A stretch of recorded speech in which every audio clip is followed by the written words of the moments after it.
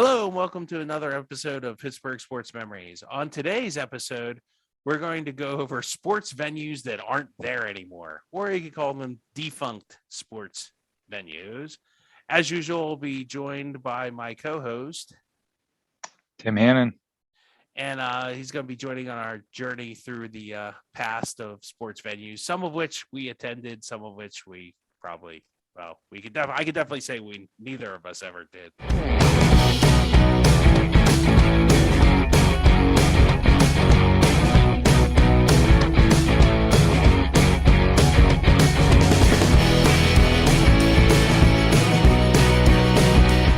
These were all places that some of the most cherished and legendary sports moments, Pittsburgh sports moments happened. Well, unfortunately, as most things in life happen, Father Time is undefeated. So, they saw their prime come and go, and they now only exist in the memories of the fans who attended them. So, we're going to go over them. So, without any further ado, we will jump right in here. The first one up on our list is the Civic Arena, or, I guess Mellon Arena, if you remember it as that name later in its career. But it was mainly the Civic Arena, right, Tim? It would always be the Civic Arena to you. I never called it the Mellon Arena. It was always the Civic Arena, huh? Yep. Those melons and their money, right? So a quick background, it was built for the Pittsburgh CLO, which is the Civic Light Opera, which they do like plays and such. And it became the home of the Penguins in 1967. It was really built to be an amphitheater for concerts, but over time it became known as the Igloo, and it was primarily known for the Penguins. I can't remember the last time the CLO did a concert there or play or Annie Get Your Gun or whatever, Les Miserables, or they always did it at the Benedum, not the Civic Arena. So it was in service from 1961, so it actually predated the Penguins by 6 years. So they actually were. That's weird that they built that and actually did not have a major tenant till 1967. So, and it of course was out of commission in 2011. Teams that played there, the Pittsburgh Wrens, which we've covered, the Pittsburgh Hornets of the AHL actually played there. They were the professional hockey team that predated the Penguins. They were the AHL team. Duquesne actually played there from 1964 to 1988. The Pittsburgh Pipers and Condors, of course, the Penguins from 67 to 2010. They had an ABA finals in 68 with the Condors.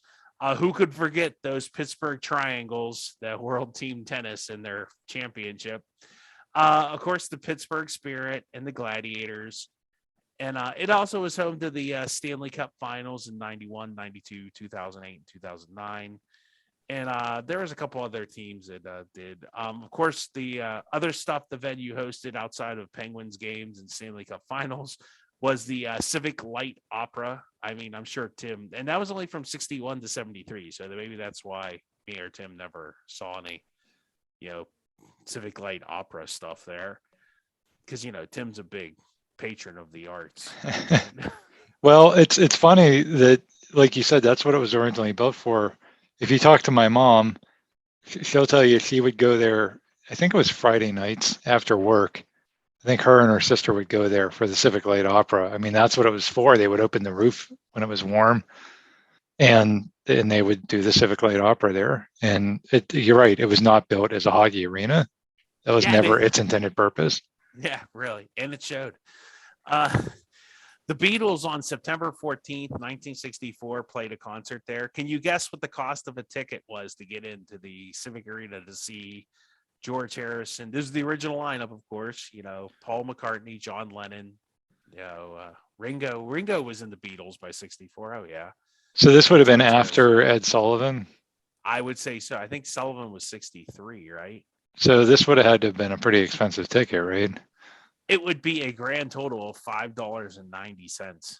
Wow. Which I don't know what that would be, 1964 to 2022. True. But still, that could only be like $15 or $20 at the most. Right. Which would, considering what concert tickets go for now, it's, wow, crazy. The last concert there was the James Taylor and Carole King's Troubadour Reunion Tour. That was at June 26, 2010. I didn't know Carole King. I guess I thought Carole King had passed away by 2010, but unless they were just singing her songs, I don't know. But good times were had there. I remember I saw a Billy Joel concert there, I think. Yeah. Yeah, I was with you. Yes. That was in 1999. Yes. I think I went and saw another Billy Joel concert. I think I've seen him twice there with Elton John. Oh, okay. That one was not. Yeah, the 99 one was not Elton John, but yeah, I've actually seen Billy Joel twice there.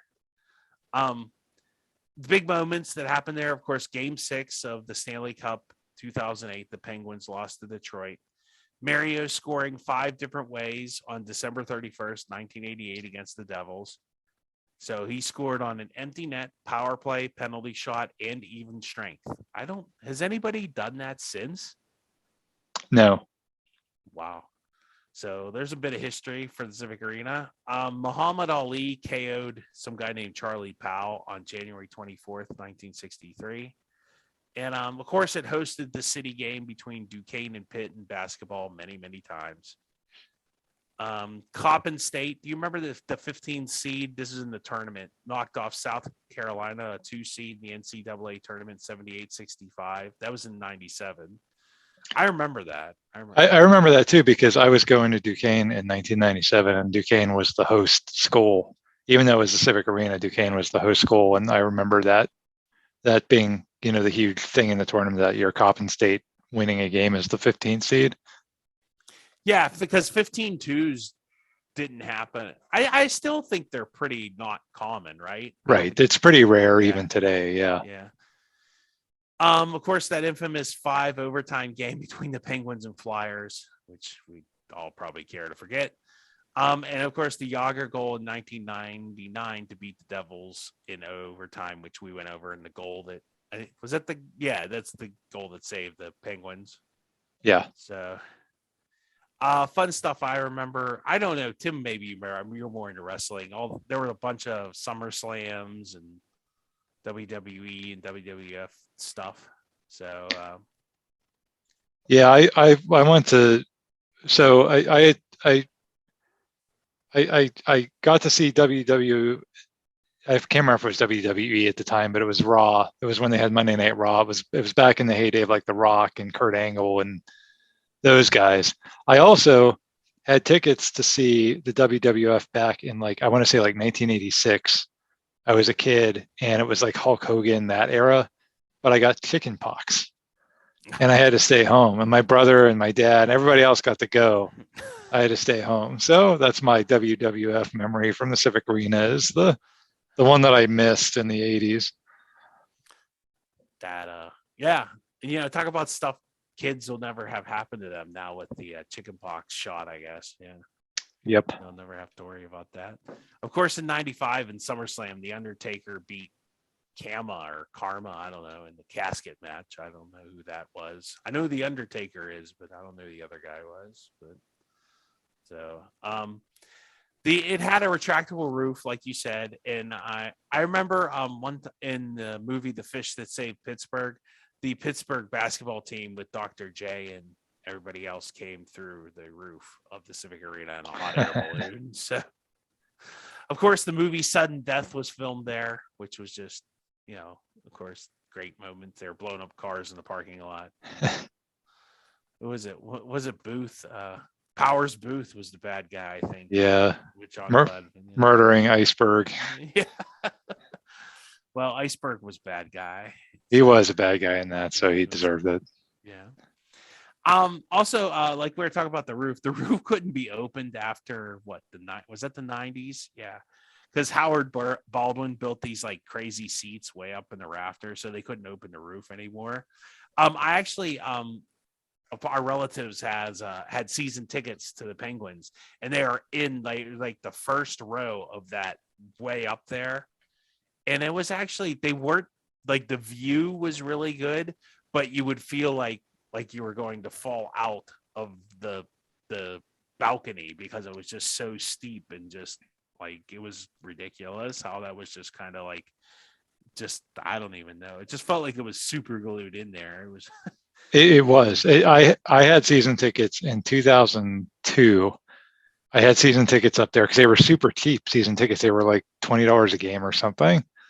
And you're right, it wasn't a bad view, but that there should not have been seats there. Like that was not a place where you really could have put seats, but they figured out a way to do it. And I watched people. You had to climb 1,000 steps to get up there. And I watched several times that season someone get to the top of the steps and refuse to go any further. Like they had never been up there before. They're like, no, I'm not. Nope, nope. They would walk right back down because they thought they were just going to fall off a ledge.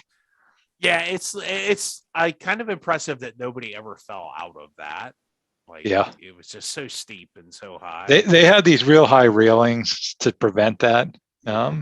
Like in between every row is these big railings to keep you from literally from falling over. It wasn't comfortable either because like your knees would hit like the front of this because it was like everything was just really just squeezed in there. So it was just like, hey, let's throw some extra seats in the arena here. That Okay. that was Howard Baldwin. If you can hang seats off the roof, I'm surprised that like he didn't have something where you were just like face down like spread eagle, like watching the game from like a suspended from like a bungee cord or something. Uh, that was his next idea. Yeah. I actually saw my first pro hockey game there. It was versus the Winnipeg Jets in the late 1980s. So I think the Penguins lost in overtime, if I remember correctly. And also I remember I had like a really great time watching Monster Jam, like the monster trucks that come like normally over like around Valentine's Day. And that's like I said, that's my like I get in touch with my inner white trash and I watch the monster trucks crush cars. And it's not once again, it's like it's way too small for them to really do like a real show. So they just kind of jump over a small set of cars and I don't know. It is what it is, I guess. But I was entertained. So no Monster Jam memories for you, huh, Tim? No, my earliest memories, I talked about this in a previous episode, were those Pittsburgh Spirit games in the early 80s. Because my parents took me to a lot of those before I ever went to a Penguin game or really even cared about the Penguins. I loved indoor soccer and went to a bunch of Pittsburgh Spirit games. And then later on, the Penguin games, uh, and just a bunch of other events, like you said, like the I remember seeing the Harlem Globetrotters there. Yeah, that's right. Yeah, yeah. Or like Disney on Ice, or Right, I don't right. know. Just anything like that. Yeah, I saw. I saw. Whatever the year Michelle Kwan, when she was the popular figure skater. Yeah, they had like the ice stars of the Right, Olympics or right. something like Yeah, that. my wife grew up figure skating, so she wanted to go see Michelle Kwan, and we went and saw that. I mean, just so many events at that place. And the last event I ever saw there was the 2009 City game. You mentioned the City game being played there a lot. That's the last time I was ever there. The Pitt Duquesne game that year. Maybe it was 2010, but it was that year that the arena closed. That was the last event I was there for, and my seats were right next to a beam that completely obstructed your view. So it was like nostalgic, but at the same time, I'm like, oh man, Really glad they're ripping this place down. Yeah. and do you remember the odor that place had? It had a very distinctive, like dried nacho cheese smell. That's right. I don't remember that, but I do remember. I remember I went to another game and we sat in like that level C, and like because there was an overhang of the next level, like to see the because we're in the one end to see the other end, you had to like stand up because you couldn't see over people, and like then it would be blocked by the upper level of it was not conducive to watching hockey. It wasn't a bad place to watch a concert, but that's what it was built for, was concerts. But Yeah, PPG Paints Arena is a it's thousand far. times nicer. Yeah, it's way better than the Civic Arena. But But the arena had a lot of charm, and we'll miss it, that sort of. that metal roof and yeah, the signs. Yeah, a lot of fun times and memories there at the Civic Arena. A place that I'm sure Tim attended many times here. Next on our list here, Exposition Park 2. Now, you didn't go to the first one because you weren't around for that, but the Exposition Park 2, the Electric Boogaloo is a. uh, yes, no, neither of us remember this because it was gone in 1915, which would be roughly, I don't know, 61 years before I was born. My father was not born for another 20 or 30 years. So I think my grandfather wouldn't have even have been born by the time because my grandfather was born in 1918. So, wow. Exposition Park went back a ways there. It's the first ballpark for the Pirates. It was built in the 19th century and it flooded. And the reason it flooded was because it was built in like 1891 or 1890, and they didn't have flood control on the rivers until the 30s. That was one of the New Deal projects from FDR. So whenever, the whole north side doesn't flood, you can thank Franklin Delano Roosevelt for that. Or, if anybody even cares about him anymore, but he was a fairly influential president. So, Steve, I apologize if I'm jumping the gun on this, and you were already going to tell us. Why was it Exposition Park 2? Because there was an Exposition Park 1. Did the Pirates play there? I didn't look that up, but I'm sure they did because the Pirates are 1887, so I imagine. I don't know where Exposition Park 1 was. So okay. That was way before. I mean, that was like, 1887, so good gravy. What was that, like the Grant administration was? And by Grant, I mean Ulysses S. Grant, the 17th president of the United States. Or no, 18th president, my bad. Forgot about Andrew Johnson, but yeah, I think so. Yeah, that would have been great, right? 70, maybe not. It might have been like Harrison, but anyway, it's going way back, way back. Teams that played in Exposition Park 2, because the sequel is always better than the first one. That would be the Pirates from 1891 to 1909. And Pitt football actually did play their first game in 1904 to 1908. Pitt football played there. Big moments that happened, and actually some very big moments did happen in this park stadium. I don't know. I don't even think it really was a stadium. I think it just was basically like a park with some stands. On October 6, 1903, 7,600 people attended the first World Series, and that was the first World Series game in a National League stadium because I guess the other games had been played in Boston because it was like a 9-game series right back then. So I don't know what game they switched there. The Pirates won by 1 run, and then the following day, 12,000 people attended the game, forcing some spectators to stand behind a rope in the outfield. The Pirates lost 3 of 4 games at Exposition Park, and eventually the Pirates lost the first World Series. The first Pitt football game in 1890. And then in 1904, Pitt football, I forget it. They played like some team. They were supposed to play another team. So I remember reading about that, and they just like called up another team that came, and Pitt lost to them. Just like some pickup team. It was like, oh yeah, we'll play you, and it's like, oh, we lost. Whoops. And they were typical called, like, Pitt. Yeah, and they weren't even Pitt back then. They were like Western Pennsylvania University, so they weren't even officially Pitt yet. This predates like Pop Warner by years. So in 1904, Pitt football went 10-0 and finished second behind the University of Pennsylvania. And the Pirates won the NL League pennant in 1901, 1902, which would have predated the World Series, and then again in 1903. In 1907, Pirate pitcher Nick Maddox threw a no-hitter there. That, of course, was the dead ball era when you could like scuff up the ball and make it real dirty and throw spitballs and all kinds of fun stuff. And Fred Clark, the Pirates' most successful manager, managed there. And, of course, Honus Wagner in his prime played there. Hey, since everybody gets all worked up about, like, Barry Bonds and, like, steroids not getting into the Hall of Fame, Like, why do people not get mad at like the pitchers from like this dead ball era that threw like spitballs and scuffed balls and stuff? Isn't that cheating? Like back then it wasn't. It wasn't against the rules. So just throwing it out there. Are we gonna like all go back in time and like, that's it. You guys are out of the Hall of Fame because you cheated. But Yeah, the moral of the story is people have cheated in baseball throughout the whole history of baseball. but it wasn't cheating back. It wasn't against the rules to throw a spitball. Yeah, that's true. So Yeah. You could also make the argument that they didn't play against African American players, so they didn't have that. I mean, I think there's all kinds of a justification you can do of why baseball's stupid for selectively eliminating people from its Hall of Fame. But that's a whole nother episode. yeah.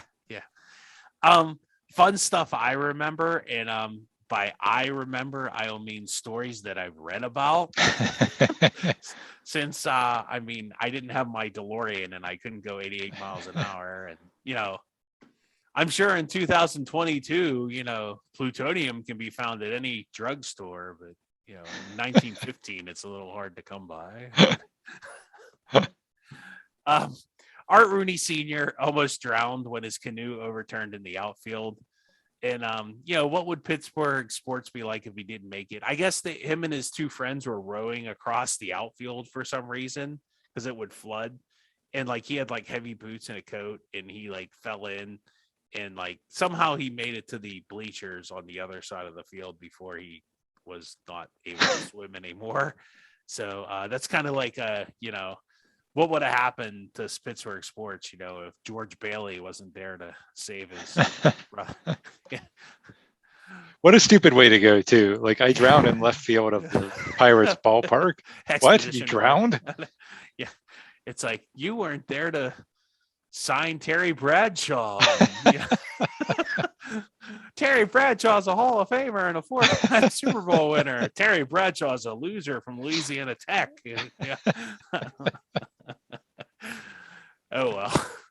That's neither here nor there. Our It's a Wonderful Life alternate. And we did do an alternative timelines. Maybe we should have visited that one indoor alternative timelines. But in line with the outfield flooding, which is just unbelievable, during a 1902 July 4th. Oh, and they played on July 4th, 92 doubleheader against the Brooklyn Superbas. Remember that big rivalry with that team for Brooklyn, huh? Oh, yeah.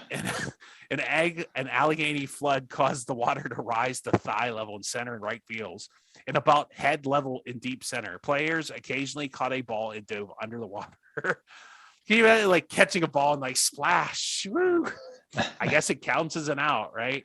So the Pirates won both games of the doubleheader, and that in the rain and flooding. Other stuff that the venue hosted since this was like 1915. I'm not sure what was going on, but I'm sure Scott Joplin played some ragtime music there. I have a link to some Scott Joplin music if you're not familiar with him. Hey, Tim, I'm sure that was great. Yeah, that link, you should play that as an outro for this podcast. Oh, good idea. It's incredible. So moving on from good old Exposition Park to One Duquesne Gardens. And this is another place that we'll just have to tell you about. Like I had to read about because I never went there. People talk about recycling and how people never recycled things. Well, this is a perfect example of reuse, recycle. So this was a trolley barn, and then somebody had the brilliant idea. Hey, that place where we keep the trolleys? I bet we can put an ice rink there. That is some forward thinking. So in the 1890s, that's what they did. They said, okay, we're going to put an ice rink in a trolley barn. So there you have it. In 1890, the teams that played there were the Pittsburgh Pirates of the NHL. Ooh, tricky. Remember, they named a lot of teams the same. That was from 1925 to 1930. The Hornets, of course, from the AHL from 36 to 56. We covered them in the defunct teams thing. The Shamrocks, Yellow Jackets, which is more professional hockey teams. Some team called the Pittsburgh Bankers. I don't know. I guess you could cash your checks with them. What's weird is the Duquesne basketball actually played there from 1914 to 1956. I guess that was their home court for a long time. And Pitt basketball played there from 1905 to 1912. So very interesting that, both Pitt basketball and Duquesne for a very long time played up there at Duquesne Gardens. I'm not sure where this was located. I looked it up. It's like, in Oakland. Yeah, it's like the street is Craig Street. Yeah, Billy Conn Boulevard. Yep. Yeah. Yeah. We'll go over that in a minute. Other stuff that the venue hosted was Cab Calloway in 1933. Heidi, ho, Heidi. I mean, no Cab Calloway. And some group called the Red Hot Peppers, not Chili Peppers. There's no Anthony Kiedis. That was in 1929. So whoever the Red Hot Peppers were, I'm sure it was a heck of a show in 1929. And wasn't that in the middle of Prohibition? So that must have been really fun times, huh? Everybody drank their sarsaparillas. Big moments that happened at the venue. The first NHL game in Pittsburgh in 1925. A bunch of Calder Cup final games. Actually, a Calder Cup final game in 1951. That was, of course, with the Hornets. And Billy Conn, the famed Pittsburgh boxer, he fought at the Gardens. So fun stuff. I remember. This is, of course, things I read about. I never attended the Duquesne Gardens. So there's a small portion of the wall of the Duquesne Gardens in the PPG Paints Arena. I guess one of the luxury suites. They took part of the wall and put it there like as a nice little tribute to early hockey history. I've heard people talk about this on the radio and stuff, the old timers. And, just one of those venues that you've heard a lot about. And, of course, it was torn down during, I think, Renaissance 1 under David Lawrence. They built an apartment building there.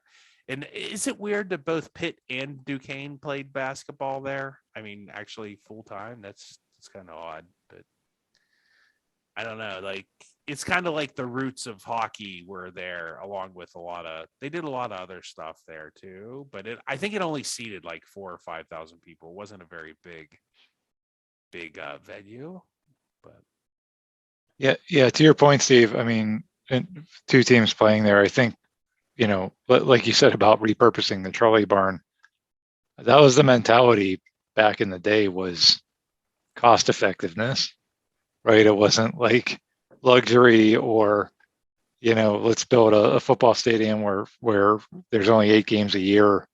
It was all about cost effectiveness. So yeah, they probably did have a place where both of the major college teams could play and fit 3 other things in there if you can.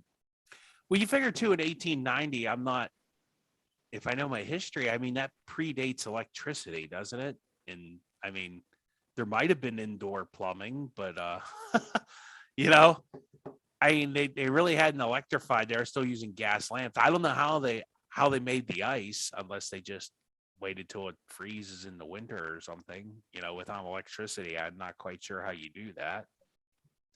And I don't even know, they didn't have air conditioning or freezers. So I'm not quite sure how they made ice back then. They must have just, like I said, had to wait for it to get cold enough or bring ice in from another place. So definitely an interesting place. And it is kind of wild how they just it was supposedly very big for a ice rink, but there just wasn't a lot of seats. So, and even the Civic Arena, like we said, like, hockey wasn't as big as baseball.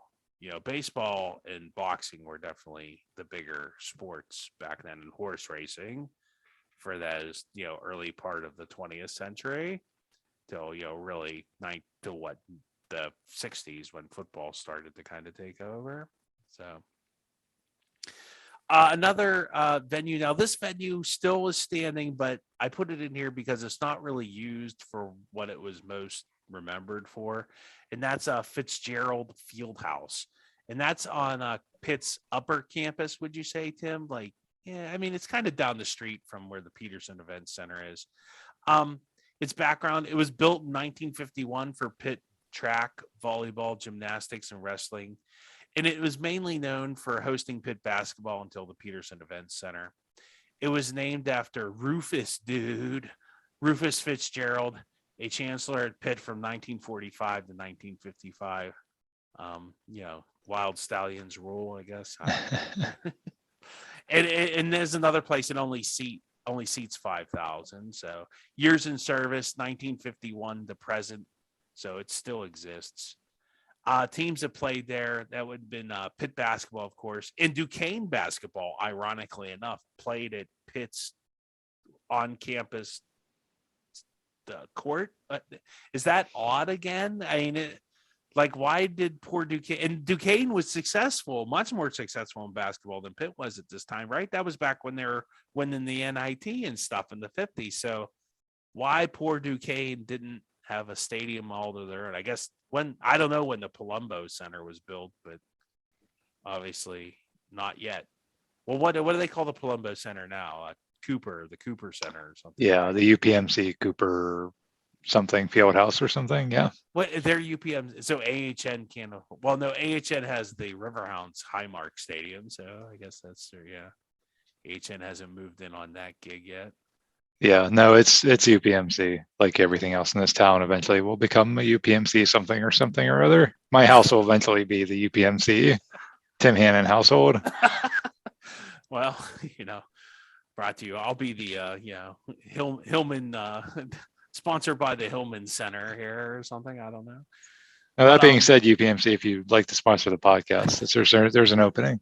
Hey, yeah. Other stuff that the venue hosted in 1962, JFK delivered a speech there. There was no sign of Lee Harvey Oswald. I think he was still in Cuba or Russia or not in Pittsburgh. So JFK was safe at that time. So thank God for that. Big moments that happened there here.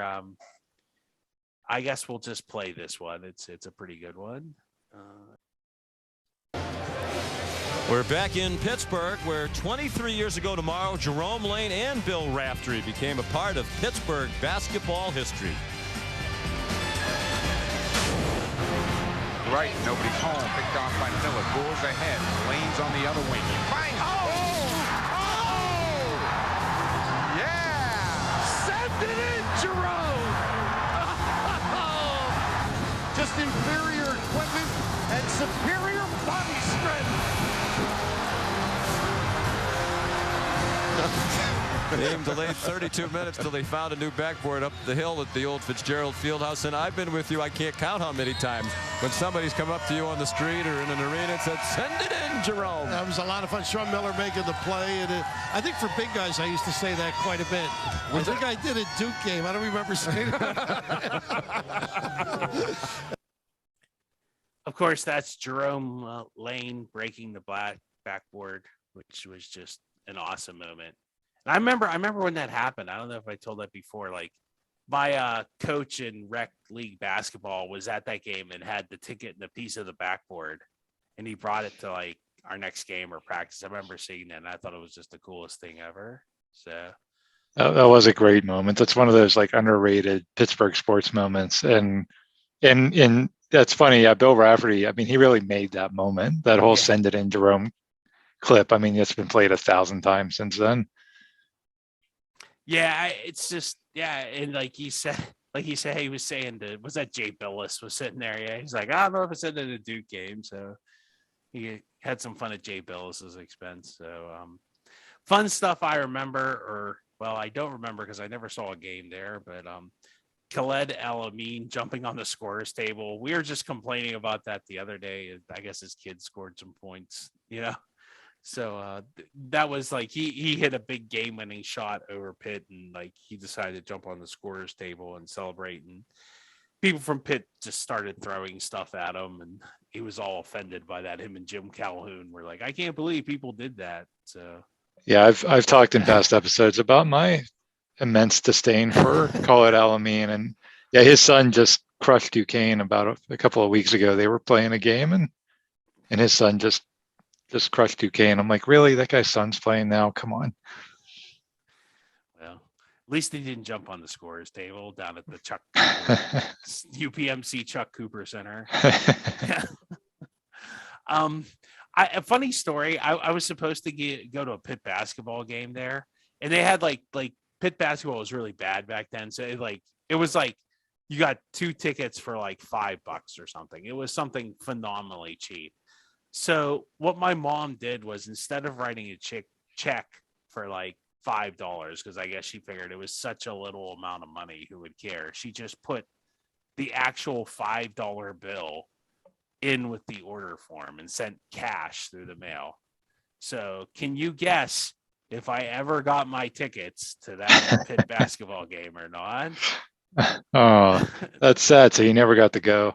No, I never got to go. Somebody at the Pitt ticket office or the mailman stole the $5 out of the envelope, and we got bupkis. And I don't have any memories of Fitzgerald Fieldhouse except for driving it on the way to like go to the Pitt Dental School or whatever I was doing up there on the upper campus.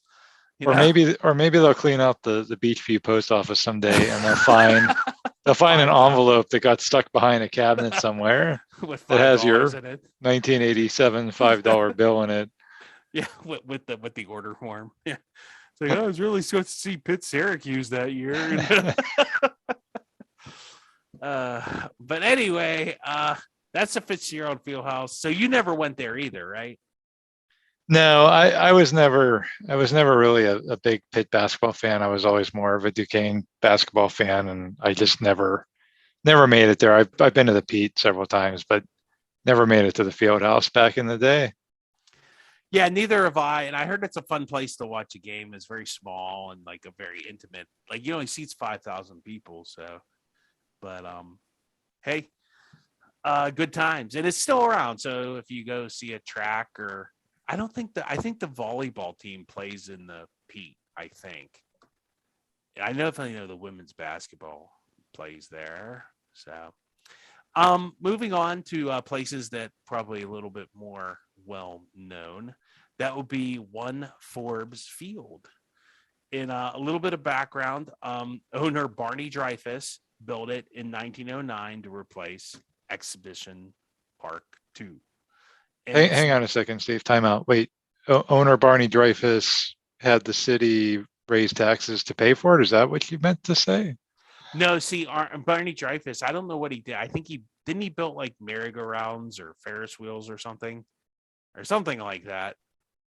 So he didn't threaten to move the team and then have to have public funds. They would have laughed at him. Yeah. Like whoever was the Republican, because actually it was the Republicans who controlled everything back then. Funny enough, weirdly enough, the Republican mayor probably would have laughed at him. And I don't even think, like in 1909, I'm not completely sure of the history, but that's still, I'm not sure if the city had annexed that part of, that was Old Allegheny, the north side.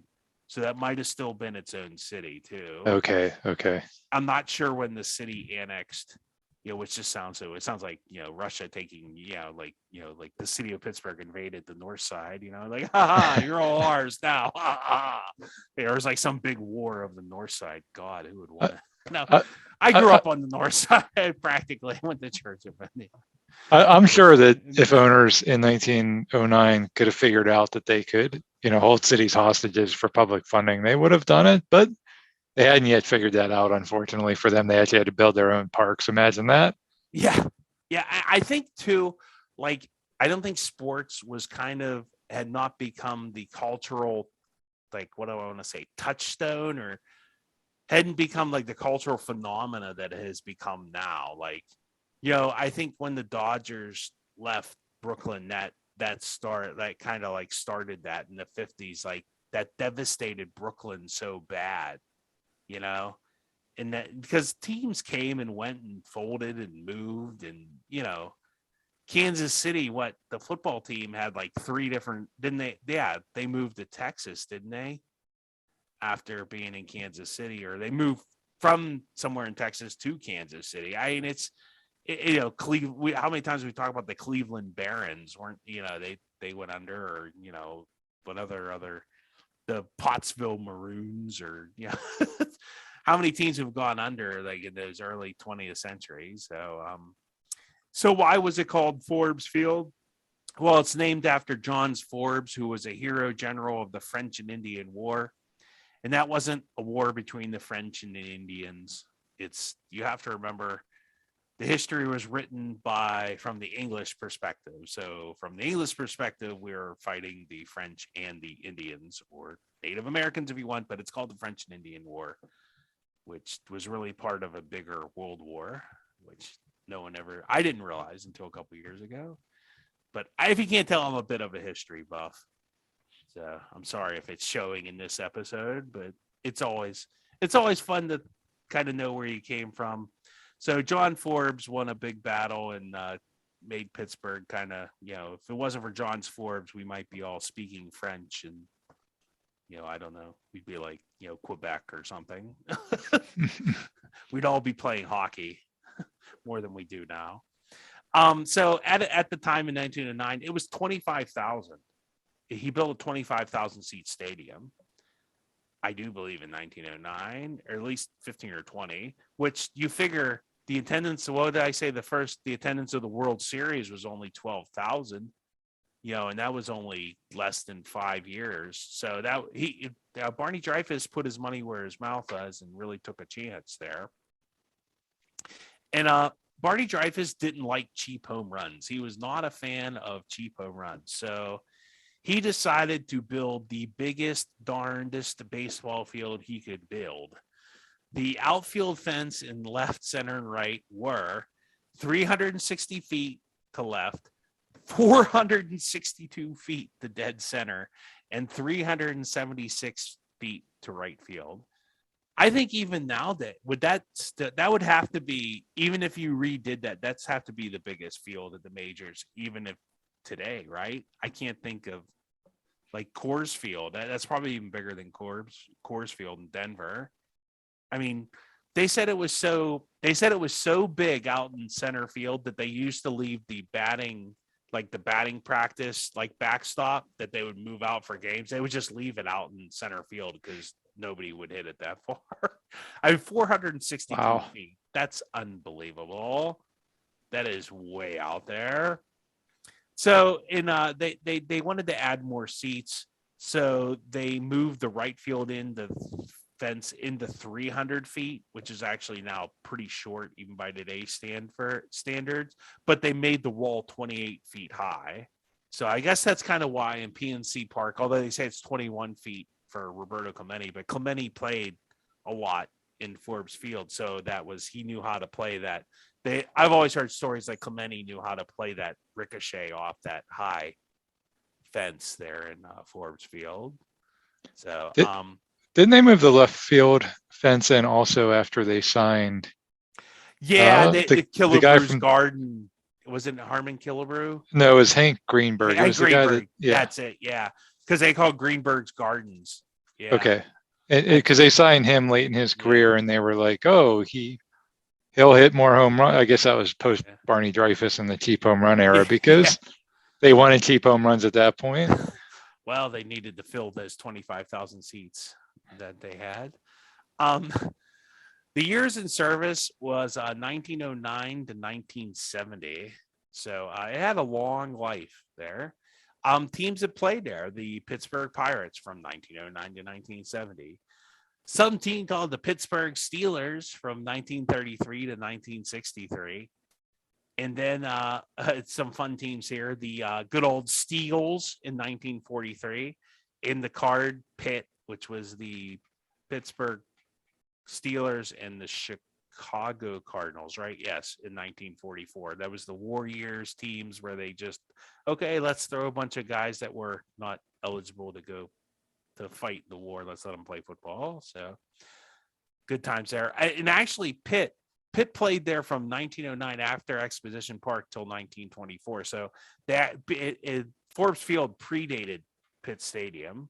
So which is pretty impressive that Pitt played like there for, my goodness, 15 years, 14 years, a fair amount of time. Of course, the Homestead Grays of the Negro Leagues played there from 1922 to 1939. And a couple other teams that I'm not familiar with. Other stuff that the venue hosted, and they hosted a lot of different stuff, like a lot of football games, a A lot of Pitt football games happened there. A lot of interesting stuff. On July 18th, 1951, the heavyweight boxing championship was held at the stadium.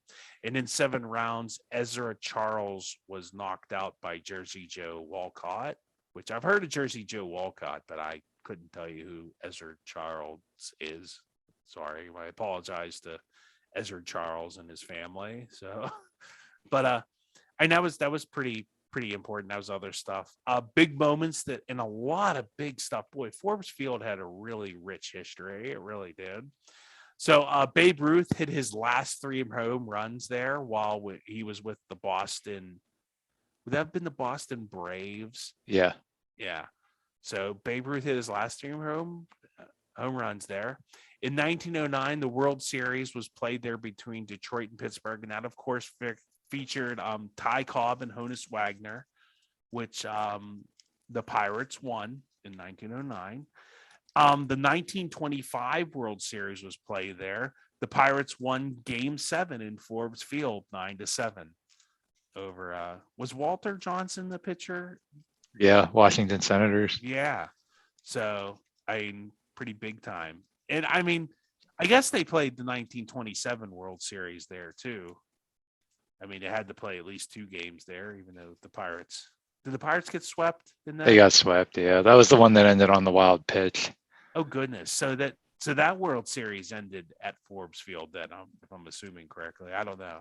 Or maybe it ended in New York. Yeah, I don't know. I don't know if they did the first better 2 record games. or Yeah. way they did that. But there are definitely 2 World Series games and played 27. The 27 Yankees in all their glory, Murderers Row, was definitely hitting. I don't know how many cheap home runs they hit in Forbes Field, though, so that might have helped out the Pirates there, huh?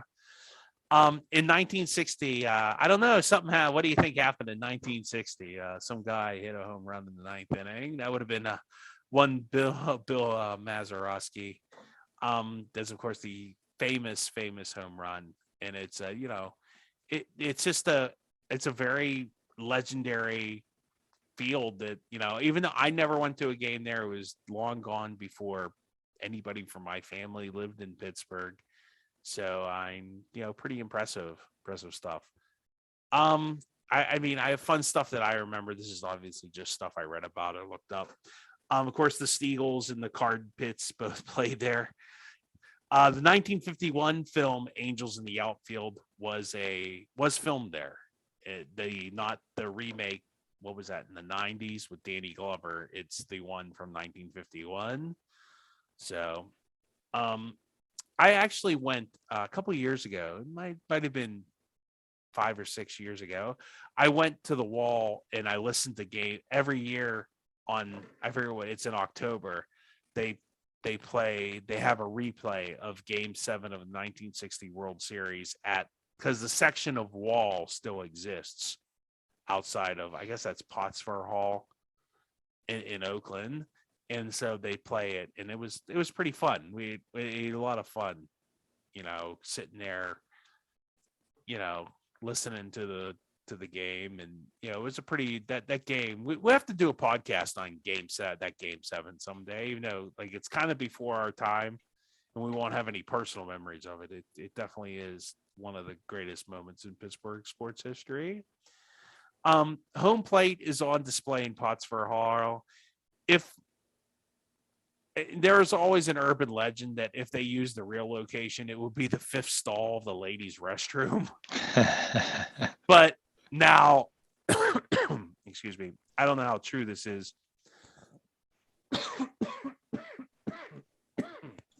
They say it's in the economic library, so take your truth where it lies, I guess, on that one. There's also I've heard tales, there's no real evidence or written history of this, but there's just stories of Josh Gibson hitting home runs halfway across Oakland. Any good Forbes Field stories there, Tim? Obviously no personal memories for me, but I know my dad always talks about going to games with his dad at Forbes Field. So he always has really good memories of that place. And it was a whole generation of Pittsburgh baseball fans that that are still here that remember Forbes Field very fondly. And like you said, that having the Mazeroski home run there, it'll live forever because of that one moment. Yeah, it's just one of those iconic things that have happened in Pittsburgh and just gives Pittsburgh an identity. And like I said, I highly recommend it. It is fun if you have an afternoon to kill on that in that October day. Go out there and listen to the replay of the game. It's just a lot of fun. So moving on to places I have attended, and Tim has attended there too. Pitt Stadium. Woo. And we talked about the last game and stuff, but this is one of my favorite places to watch a football game. It always was, probably always will be. The background, it was built as a replacement for Forbes Field in 1925. Pitt wanted its own stadium. Pitt and the Steelers both played there for a very long time. Its years in service were 1925 to 1999. So both Pitt and the Steelers moved out of Forbes Field and played there. Although I think the Steelers still occasionally played a game at Forbes Field even after that. So teams that played there, that would be your Pittsburgh Panthers of the NCAA, the football, soccer, track and field. Carnegie Tech, I guess that's Carnegie Mellon, actually played there from 1929 to 1943. And the Steelers played there in 1942 and then 1958 to 1969 is what I have for them playing there. The Pittsburgh CLO actually was hosted at Pitt Stadium from 1946 to 1958. I guess that's where they were before the Civic Arena was built, or the Stanley Theater, the Benedum or Heinz Hall. I don't know. So, big moments that happened at Pitt Stadium. Oh my goodness. All the great games against WVU and Penn State, of course, just the great moments that there. All the Pitt football. I remember watching Curtis Martin there. I did not get to watch Dan Marino, but Dan Marino played there, Russ Grimm, Bill Fralick, Tony Dorsett, but just all the great players that played at Pitt over the years at Pitt Stadium. And of course, the big Steeler, because the Steelers kind of stunk back then, but there's that Y.A. Tittle picture that's at Pitt Stadium, like of his last game where like he's like bloodied and beat up. That was actually at Pitt Stadium, because I remember when they closed the stadium, picture was in the paper as one of the moments that happened there. Fun stuff. I remember they didn't have lights until 1985, so you couldn't play a night game at Pitt Stadium till 1985, which just seems really odd. I guess that's why maybe they played some of their other game, because like I think the game in 1976 where they went undefeated, they played Penn State at Three River Stadium. They did not play them at Pitt Stadium, probably because they didn't have lights. I remember it only had two bathrooms, a men's and a women's room. So the lines were really long. It really was not. It needed updated, and they just decided to rip it down. And there's always a rumor that I always thought they could have remodeled it, but I've heard people say the foundation wouldn't have supported it or something. So who knows? The ridiculously uncomfortable metal bench seats. They were like these bench seats that were aluminum, and they would get really cold. And if it rained, you would freeze. So. And of course, me and Tim have talked about it many times. The last game insanity, people ripping up the turf and trying to steal the benches and just general silliness like that. But just so many great. I mean, there was definitely, some not so great memories. The 93, game against West Virginia. But that last game made up for a lot. And yeah, I just a lot of fond memories. It's kind of where I grew up learning about football and just fun times. Yeah, a lot of good memories to overshadow some of the stuff you said about, your back felt like garbage after you sat there for 3 hours because there was no back on the seat, or, the bathroom problem and all that. But like you said, just a fun place to go on a Saturday in the fall and watch Pitt. And after the game, we used to walk down on the field and go out through the one end zone. Do you remember that?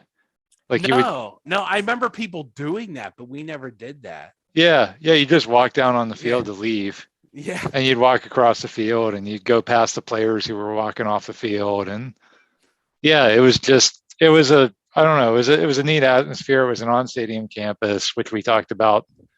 That's something that a lot of people are upset about not having that today. So yeah, I agree, Steve. I have a lot of fond memories of that place too, and I think we were very blessed to be there for the final game against Notre Dame. That was as you said an experience. Yeah. Yeah. One of my favorite places to watch a football game. And the sight lines were great. Like it wasn't like Three Rivers where you had to stand up to see an end zone. Like from anywhere you sat, you could see the whole field. It wasn't like the Civic Arena or like, I don't know. I never went to Forbes. I know Forbes Field, they had obstructed view seats with the poles and stuff, but not at Pitt Stadium. It was just a bowl and it was simple and the sight lines were great. I just really wish they could have updated it and kept it, but yeah, not to be. So last but not least on our places that aren't anymore, and this is probably the place, I know outside of Forbes Field, I'm not sure like who has more success. Maybe we could debate that a little, but Three Rivers Stadium. The background of Three Rivers Stadium, it was a multi-purpose stadium built in the late 1960s to replace Forbes Field and to give a home to both the Steelers and the Pirates. So they figured out, I think there was some public funding that went into Three Rivers Stadium, if I'm not mistaken. Yeah, because they had the stadium authority. Years in service, it went from 1970 to 2000. And teams that played there were Steelers, Pirates, Pitt football, the Maulers, of course, Duquesne Dukes. The Duquesne team played there in 1971. And geez, what a list of this place is legendary. I mean, it hosted 7 AFC championship games, 4 of which the Steelers won. It had the 1974 and 1994 baseball All-Star game.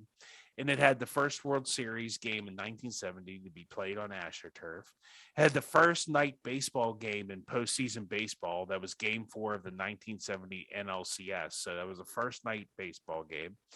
And the first baseball game was the Pirates losing to the Reds 3-2 on July 16th, 1970.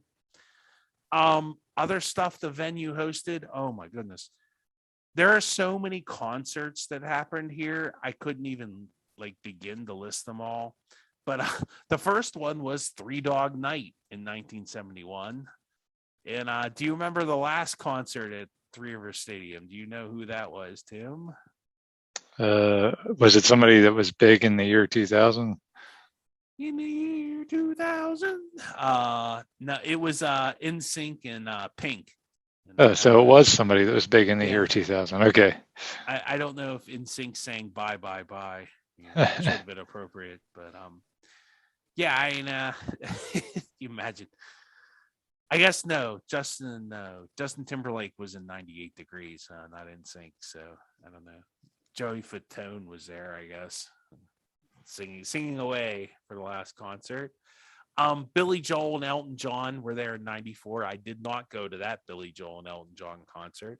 And the Grateful Dead played their last show in Pittsburgh there in 1995 for all you Deadhead fans.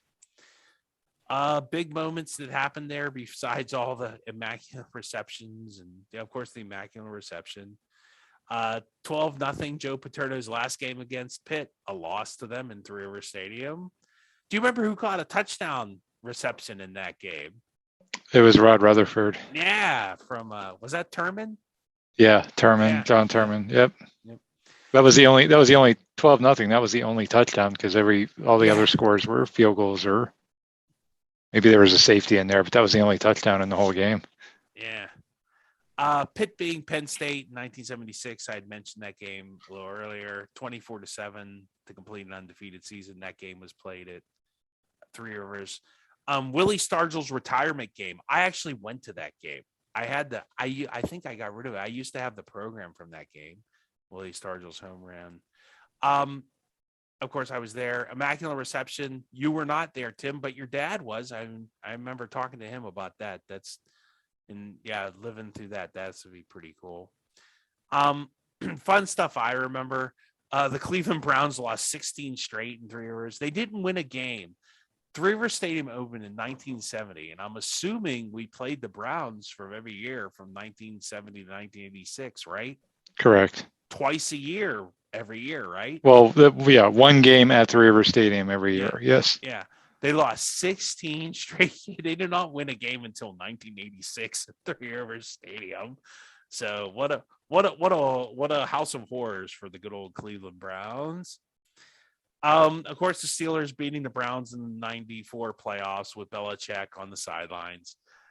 Remember the do you remember the painted seats for Willie Stargell's home runs there? Yeah, I In the forgot about upper- that. The 600 level of the upper deck.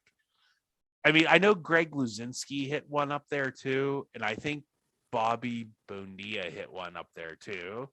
But oh my gosh, like I've often thought of this: if Willie Stargell could hit that same home run in PNC Park, do you think, like, remembering through stadium and how high that was up in the 600 level, would that have cleared the river? Oh yeah. And not just make it into the river. Do you think it would have made to the other side of the river? Oh gosh. Yeah, that's a good question. It definitely would have been in the river. It's just how Yeah. far into the river it would have been. Easily into the river. Yeah, could have made it over to Fort Duquesne Boulevard for all we knew. I've always wondered that. And yeah, because there was a seat, because there was ones that hit like the facade of this, and then there was one that hit, and there was actually, wasn't there more than one that, because they had one painted, the seat was painted like number 6, because that's where it landed. It's crazy. Willie Stargell, man, that man could hit some home runs. Fans, of course, throwing snowballs at Cliff Stout when he was with the Maulers. People really didn't like Cliff Stout around here. Of course, my background, if you're watching it all, I have a picture of the huge scoreboard in the outfield. I remember when they got rid of that. I was so disappointed as a kid. I was like, I love the big scoreboard. And they went to like the little scoreboard. It was still big, but they moved it up to the 600 level. And remember, there were seats, like if you sat in because I remember we would never be able to see the scoreboard because we always sat in those brown seats that they added in the outfield, and you couldn't see the scoreboard from there because it was behind you. River Stadium was not like a great place to watch a game. A lot of great stuff happened there, and I had a lot of good childhood memory, but like as far as actually watching the game, it was tough to watch a game there. I remember, do you remember it smelling like cigars and beer? Like, I just remember, like, when you walk in, it's like, oh, that's the smell of baseball. Or, well, I guess it would have been the smell of Steeler football for you. I mean, yeah, that's because you were still allowed to smoke back then in the seats. So it was literally people drinking beer and smoking. Hence the reason it smelled that way. Yeah, I just remember, like, every once in a while, like, if I walk past somebody drinking, I smell that hoppy smell. Like, it's like, ooh, I Three River Stadium. It's like, ooh. Yeah, Pirate game. That was my first experience as a 9-year-old kid, having cigarette smoke blown in my face for 3 hours because, at a football, especially at a football game, but a baseball game too. Yeah, you could just be sitting behind somebody that smoked. I sat in this section. My dad had season tickets, and in this section, it was just a bunch of old timers. They had, they'd pass around a flask, they'd drink, they'd smoke the whole game. And they wouldn't leave till the very end. That's back when the Steelers stunk, but you had to stay for the final whistle.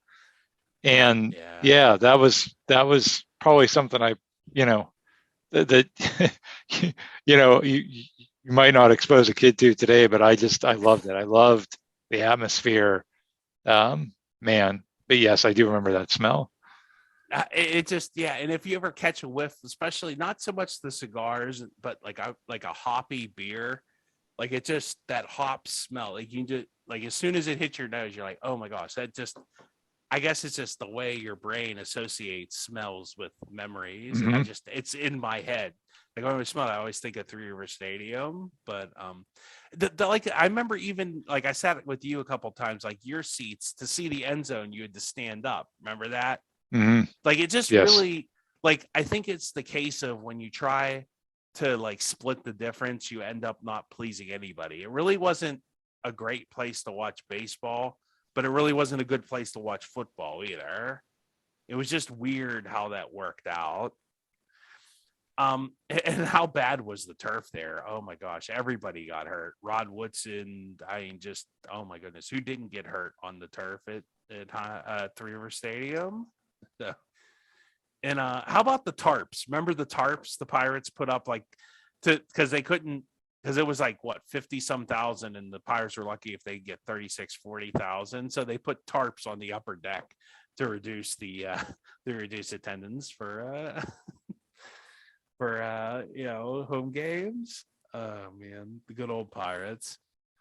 But great times. Any other great memories of Three River Stadium besides choking on smoke? Oh, I to quote Terrence Mann, it's the memories are so thick I have to brush them away from my face. It's yeah, I mean that's where I just grew up loving sports, right? Steelers and Pirates. That's all I went to when I was a kid. And I mean, man, the Steeler games, I couldn't even pick one. I'd probably pick Bill Cowher's first season. They beat the Houston Oilers on a last second missed field goal by Al Del Greco for Houston. Nice. And the whole place just went ballistic because it was like the team stunk for so many years. And here we were winning a huge late season game against a division rival to eventually clinch the division. So I remember that game real fondly. I remember when the All-Star game was there in 1994, I went to the Home Run Derby, and Frank Thomas and Ken Griffey Jr., who you never got to see back then because they played for American League teams, just bombing home runs into that upper deck. Right, just like one after another into the upper deck. Like you said, it was very rare that anyone ever hit one up there. But in the Home Run Derby, they were just, that was very cool to be a part of that. Yeah, I love that place. I was fortunate enough to be there for the last game. It was the Steelers versus the Redskins in 2000, and the you said about the smell.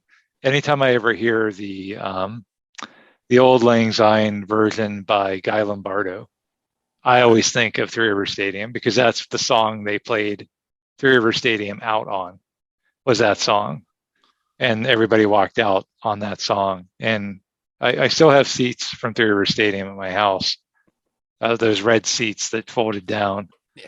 So I still have a piece of that stadium. But yeah, I love that place. You're absolutely right, Steve. It was not trying to do a combination football baseball stadium left a lot to be desired. I really hated how there was like the big right field, left field that was still left over for the Steeler games. They used to put cars there. If you watch like a 80s Steeler broadcast, you'll see all these parked cars and it looks really odd.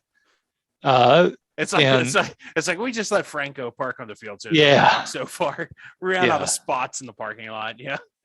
But I mean, so many just so many memories there for us going to games, and then just for the teams. I mean, World Series and AFC Championship games, and that's when those two franchises that played there really became, just indebted themselves to the city. So, yeah, that stadium, like you said, between that and Forbes Field, those will probably be the two most remembered. Even if they tear down Heinz Field 20 years from now, I don't know that Heinz Field will ever have the nostalgic factor that Three River Stadium had. I really don't.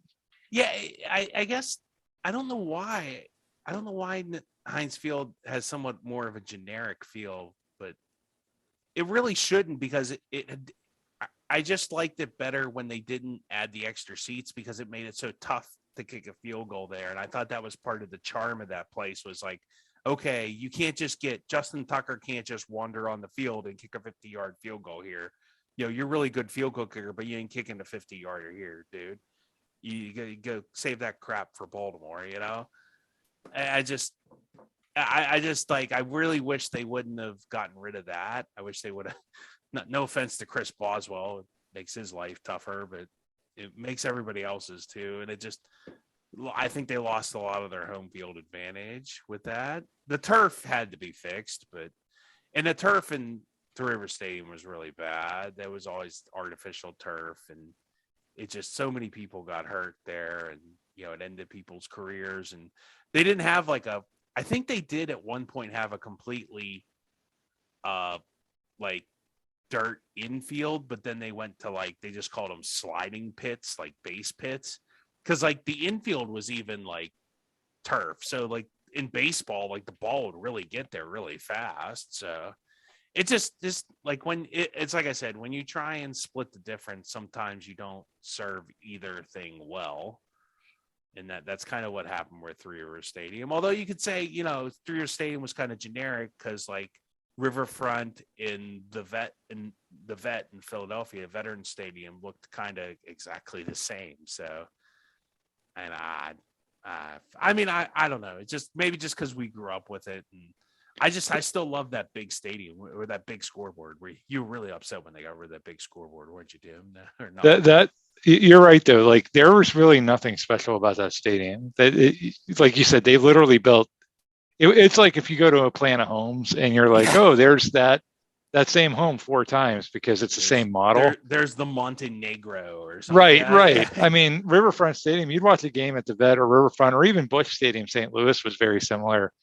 You'd watch those games. I always thought Busch was a little different because they had those arches. They had those. Yeah, it was more unique, but it was the same general idea because they had the Cardinals. They had the Cardinals football and Cardinals baseball.